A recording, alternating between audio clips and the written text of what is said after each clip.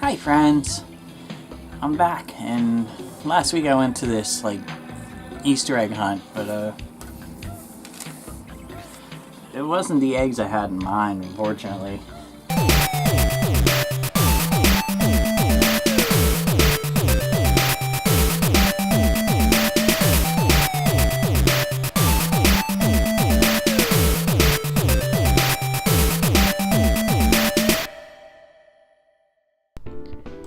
Ah yes, this is Eggs of Steel, Charlie's excellent adventure.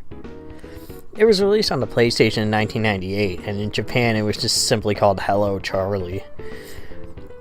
It's actually pretty hard finding solid concrete info about this game, but I guess that kind of happens with lesser known titles published by Atlus. Oddly enough, my copy is a Blockbuster rental exclusive, which no other copy that I saw on eBay at the time of this video being created had. I don't think it's an exclusive Blockbuster game or anything, but I don't know, it's just an interesting tidbit. I guess it might have just been sort of a deal where it only could be rented out there or something. I have no idea. If anybody knows, let me know in the comments. It's interesting to note that while Atlus did publish the game, it was actually made by Enix, which is an interesting company to see making this kind of game, honestly. Welcome to Eggs of Steel.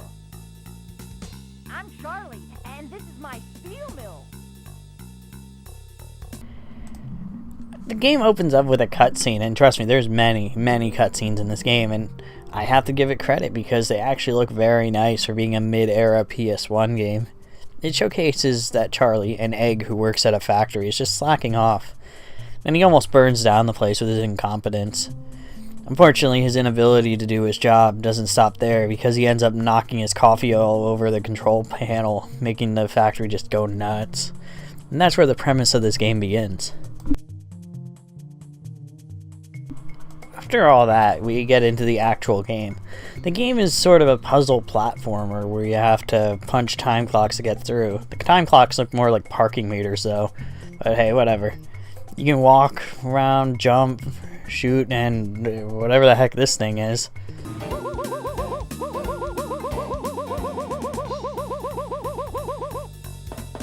For the most part, this game does play pretty well. Although there are issues which I will get into. For the most part, it's just kind of figuring out how to get from point A to point B, and whether that's by flicking switches or combating annoying robots or whatever. It's not long until you meet the antagonist, who's just another egg who happens to be wearing armor. Remember me, Charlie.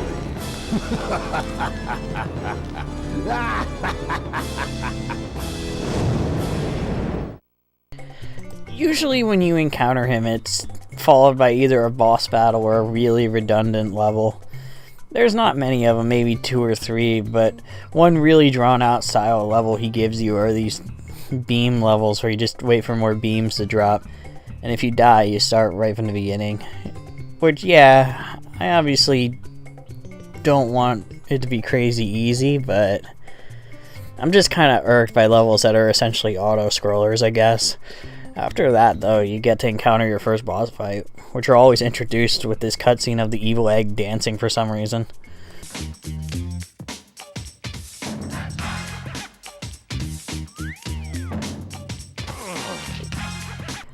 They do explain to you exactly how you defeat each boss beforehand, and it's nothing too complicated. I have to admit, though, that the boss fights honestly are pretty good for the most part, but I'll get into that. I was really ready for some nonsense, but I was pleasantly let down by that expectation. You get these weird donut jumping minigames after that are just an easy way to farm lives, at least, so yeah, I'm thankful for that for sure. As expected, obviously the puzzles get more and more complicated, but it's never anything that's too difficult, although sometimes it's very unintuitive about what to do. The second boss of this game is super fun, actually. Basically, you just drop bombs into this tub in front of the boss and then you launch them at him. It's a bit tricky at first, but once you get the concept down, it's actually pretty fun. the level designs, at least to start off, are definitely well done and thought out. And it usually makes total sense why you go a certain way to flick a switch or what have you.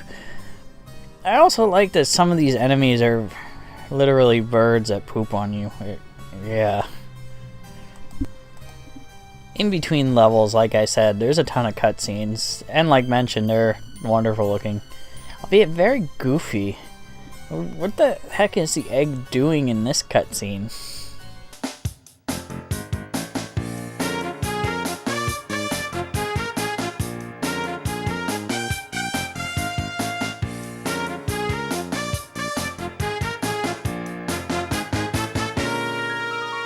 After all that, you landed to the obligatory lava stage. Man, it's just getting really complicated at this point, but it's more of the same. It also introduces a new kind of level where you're going back and forth between these platforms, going down a pipe, avoiding obstacles, and trying to get items. Sadly, the platforming in this game is kind of shaky, and it is required in this part. And you guessed it, die and you go back to the beginning. These levels look nice though. And now it's time for the bad. Now there's a lot of jank in this game, and sometimes deaths just feel very unfair, whether it be from the poor depth perception or just messed up hitboxes. But the big one is that this game has continues. I'm very appreciative of that, but it bases your continues on how many lives you had when you last saved. So if you had no extra lives when you hit the last parking meter, you're screwed. You can continue, but if you die once, you go back to the title screen, you have to reload the game. Imagine having to reload it every single time you die once. It's very irritating, especially with how easy it is to die at parts. And in the later stages, farming for lives isn't exactly something you can just casually do. It's not a total deal breaker, but man, this is nonsense. These levels get so long and drawn out at this point, I'm honestly kind of sick of it. And See You Later Escalator, as it's called. Yeah, that's a fun name. It's just the bane of my existence. It's long, it requires lots of precise platforming, which the game does not have the ability to do very accurately. And on top of that, there's enemy spam that's just really difficult to dodge. And if you get hit, you often get knocked off the small platforms to your demise. This mess took way too many attempts, and I don't even want to admit how many it took. But since I had only one extra life, it was just countless reloads of the game due to the flawed continue system. After the second beam falling stage, you get this letter talking about how crappy of an employee Charlie is. Man, this company really has it out for him, but I know how he feels. After that is a boss fight with yet another egg. This boss is pretty annoying, and mostly, like I stated previously, platforming just isn't ideal in this, but he's easy enough when you get the hang of him. Thankfully, the beam level prior has lots of extra lives in it, so I wasn't angrily reselecting the game over and over again. And of course, after that, it's more complicated stages. You eventually get to this level where you're facing off against that egg boss from the previous fight, but I just have no idea what to do, because he just runs away like a coward every time you come near him. Yeah, I don't know.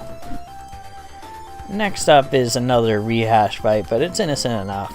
But sadly, I'm done here because my copy of the game crashes after I hit this boss for the third time every time. I don't know if it's like my PS2 or if I'm just getting faulty copies of games, but this is the second game in a row where this has happened, so might want to get that looked at. It's a shame because this game had a lot of potential, and if it weren't for the loads of unfair deaths and the poorly executed continue system, it would genuinely be a really good game. However, I can't recommend this to anybody at the price point it stands, unless you get it insanely cheap. But yeah, if you're looking for it and it's only available for the price it goes for on eBay, then just avoid it. Well, I mean, this game is property of Blockbuster. Well, I better take it back to where it belongs. Ah, damn. I guess Blockbuster closed.